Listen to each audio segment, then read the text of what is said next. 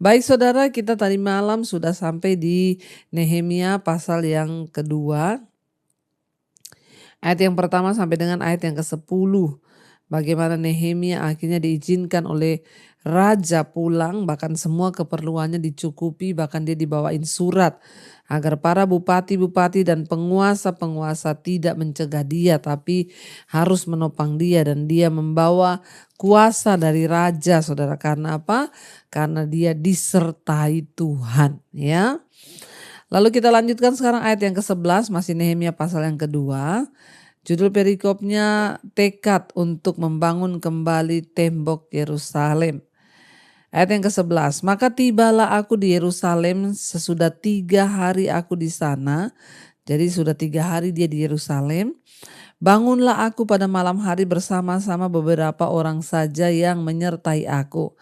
Aku tidak memberitahukan kepada siapapun ya rencana yang akan kulakukan untuk Yerusalem yang diberikan Allahku dalam hatiku. Juga tidak ada lain binatang kepadaku kecuali yang kutunggangi. Ayat 13, demikian pada malam hari aku keluar melalui pintu gerbang lebak ke jurusan mata air ular naga dan pintu gerbang sampah. Aku menyelidiki dengan seksama tembok-tembok Yerusalem yang telah terbongkar dan pintu-pintu gerbangnya yang habis dimakan api. Jadi saudara, kita lihat di sini Nehemia itu ya menerima sesuatu dari Tuhan di dalam hatinya, dan dia nggak mau cerita-cerita ke siapa-siapa, tapi dia bertindak untuk melakukan apa yang Tuhan taruh itu, yaitu membangun kembali kota Yerusalem. Ya, memang saudara, waktu kita ini bergaul dekat dengan Tuhan, seringkali Tuhan taruh kerinduannya dalam hati kita. Saya ingat ketika Tuhan taruh ya kerinduan hati Tuhan di dalam saya untuk membangun sebuah sekolah misi. Ya, saya juga tidak menceritakan itu kepada siapa-siapa. Saya menceritakannya kepada suami, lalu kami bergumul, kami berdoa, dan kami bertindak. Ya, kami pergi cari tanah dan lain sebagainya, diam-diam nggak kasih tahu siapa-siapa. Nanti setelah ya proyek itu sudah berjalan, barulah saya memberitahukan ya apa yang Tuhan taruh di hati kami. Orang yang bergaul dengan Tuhan, dia memiliki ya satu isi hati Tuhan, kerinduan Tuhan dalam dirinya, dan gak usah ribut-ribut dulu kalau Tuhan taruh sesuatu. Kerjakan dulu dengan doa, bergumul dulu pribadi saudara, gak usah buru-buru minta dana, minta uang gini dan lain sebagainya, karena ketika Tuhan yang menyuruh, maka pasti Tuhan yang akan memperlengkapi semua yang Tuhan mau dalam hidup kita. Ya, jadi Yeremia diam-diam dia bangun malam-malam ya. Dia pergi lihat ya tembok-tembok yang roboh itu, karena dikatakan ya dia tidak memberitahukan siapapun rencana yang diberikan Allah di dalam hatinya.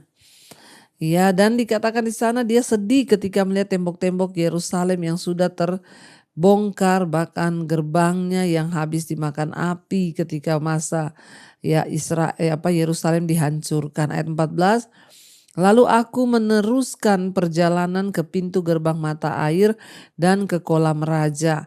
Karena binatang yang kutunggangi tidak dapat lalu di tempat itu, aku naik ke atas melalui wadi ya pada malam hari dan menyelidiki dengan seksama tembok itu. Kemudian aku kembali lalu masuk melalui pintu gerbang lebak. Demikianlah aku pulang.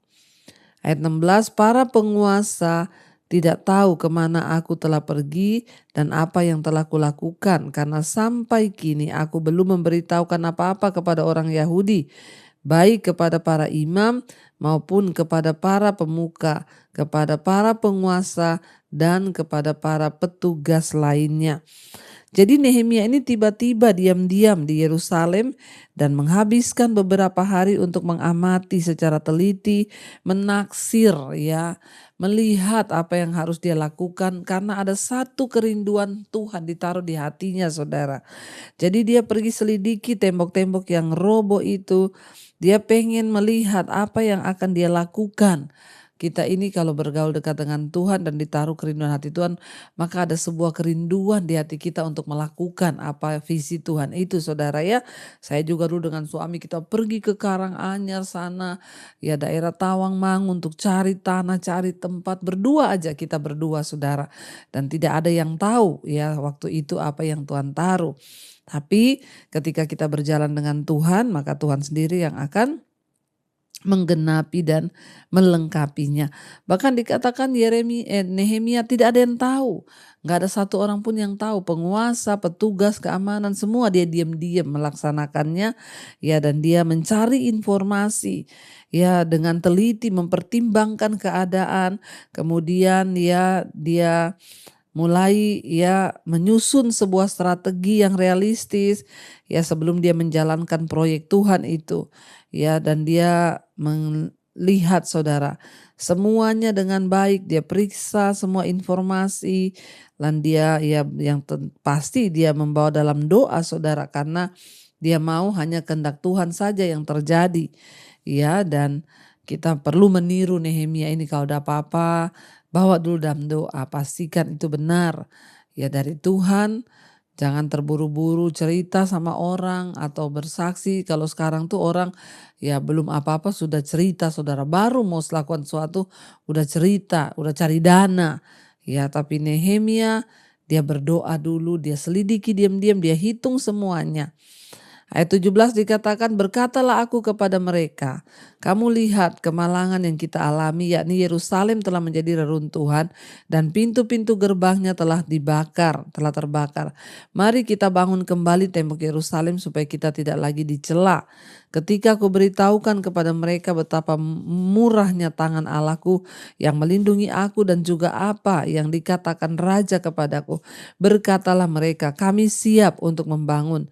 Dan dengan sekuat tenaga mereka mulai melakukan pekerjaan yang baik itu. Ketika Sanbalat orang Horon dan Tobia orang Amon pelayan itu dan Gesiem orang Arab mendengar itu, mereka mengolok-olok dan menghina kami. Ya, kata mereka, apa yang kamu lakukan itu? Apa kamu mau berontak terhadap raja? Ya, aku menjawab mereka, kataku, Allah semesta langit, dialah yang membuat kami berhasil. Ya, kami hamba-hambanya telah siap untuk membangun. Tetapi kamu tak punya bagian atau hak dan tidak akan diingat di Yerusalem. Jadi saudara, kita lihat di sini, ya akhirnya Nehemia ya mengumumkan ketika waktunya tiba, dia beritahu kepada orang-orang yang bersama-sama dengan dia untuk ayo kita memulai pembangunan ya, dan dia pun hanya membutuhkan satu rencana yang akan menghasilkan tindakan cepat untuk melakukan kehendak Tuhan. Ya nggak perlu terlalu lama, ya nggak perlu terlalu lama meeting, tetapi ketika dia melihat semua, menghitung semua, dia yakin ya apa yang Tuhan suruh langsung saudara dieksekusi semuanya. Dia panggil orang-orangnya, ayo. Dan ketika mereka mendengar kesaksian Yeremia bagaimana Tuhan menjamah hati raja untuk mendukung semua pekerjaan itu, akhirnya orang-orangnya menjadi semangat saudara. Kalau kita melakukan sesuatu yang dari Tuhan itu pasti orang-orang akan semangat dan pekerjaan itu akan selesai dengan cara Tuhan. Berdoa ya, enggak usah banyak bicara tapi berdoa. Kita melihat di sini pembaharuan rohani sering dimulai dengan visi satu orang. Dan Nehemia memiliki sebuah visi dan dia menyampaikan visi itu dengan antusias kepada orang-orang yang ikut bersama dia, dan itu ternyata menginspirasi ya para pemimpin Yerusalem untuk membangun kembali tembok kota.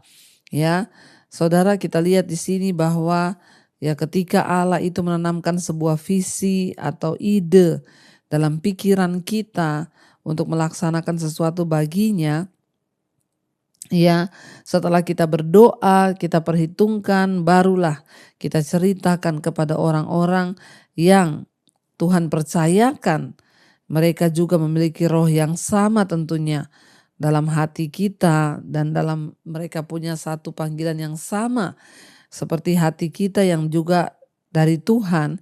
Dan ketika kita cerita itu, maka Roh Kudus yang akan mempengaruhi pikiran mereka, hati mereka untuk bekerja bersama-sama. Ya, dan jangan menganggap diri kita ini sebagai satu-satunya orang yang dipakai Tuhan untuk bekerja.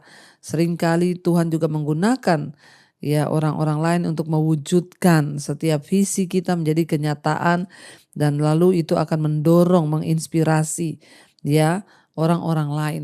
Ketika saya menerima visi Tuhan untuk membangun sekolah misi, ya ternyata ya bukan saya saja.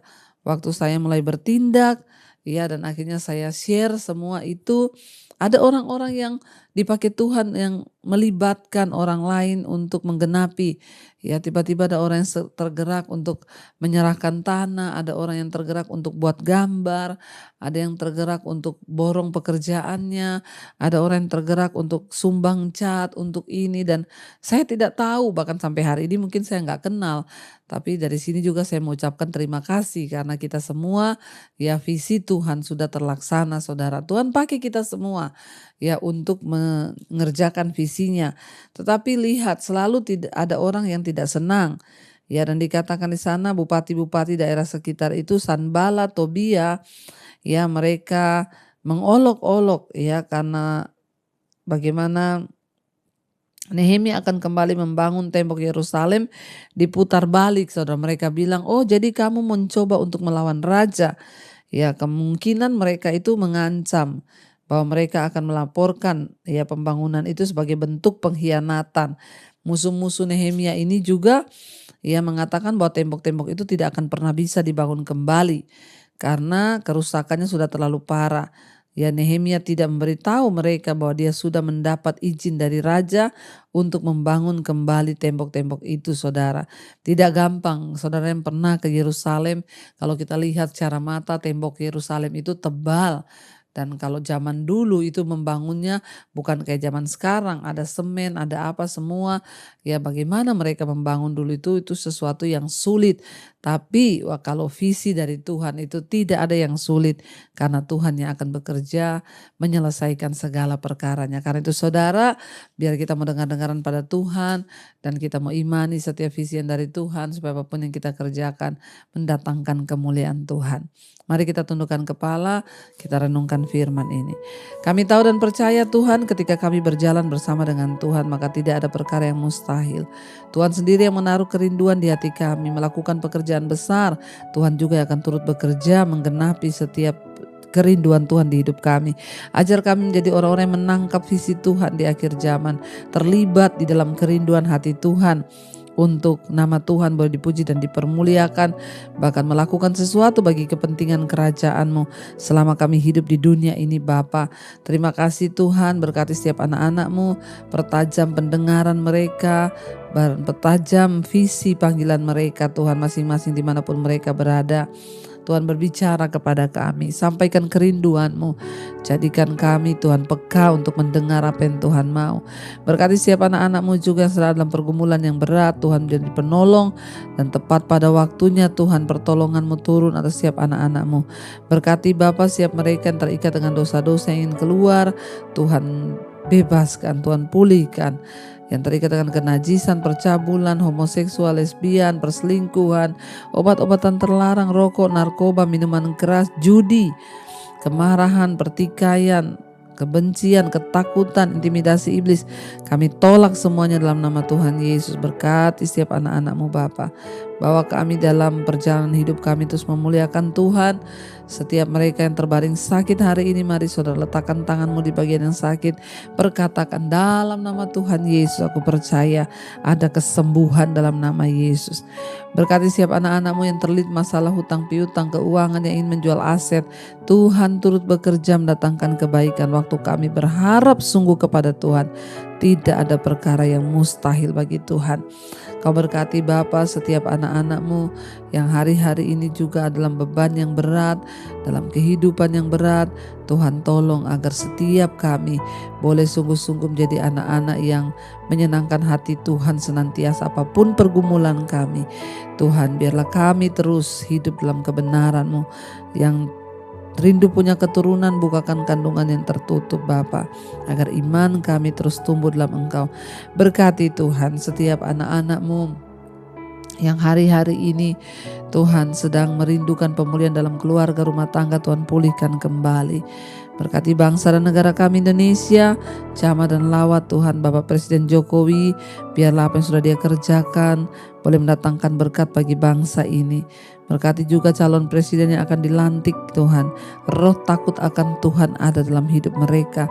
Atas semua pejabat-pejabat di bangsa ini, taruh roh takut akan Tuhan.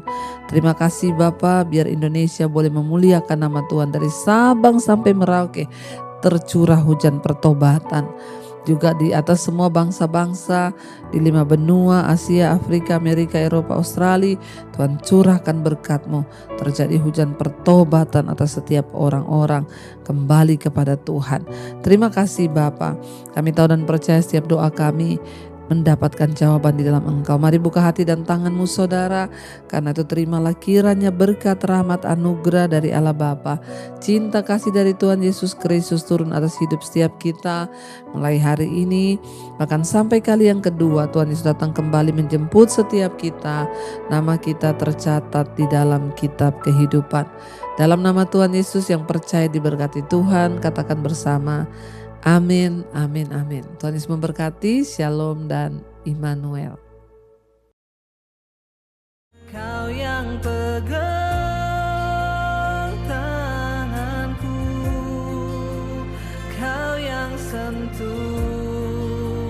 hatiku, selamanya ku cinta kau, Yesus.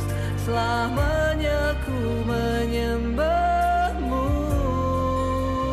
Kau yang pegang tanganku, Kau yang sentuh hati.